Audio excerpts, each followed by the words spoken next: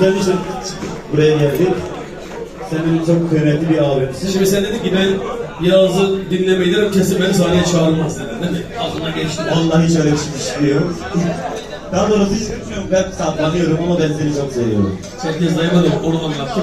Ben dedim ki sakın sanatçı arkadaşlarını ihmal etme çünkü herkese bir sevdası, bir saygısı vardır. Herkes alışmışsın.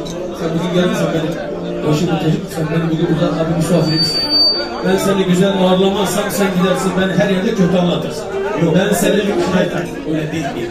Şimdi ben seni evimde güzel ağırlarsam sen beni güzel anlatırsın. Ben seni evimde güzel ağırlamazsam sen beni güzel anlatmazsın, değil mi?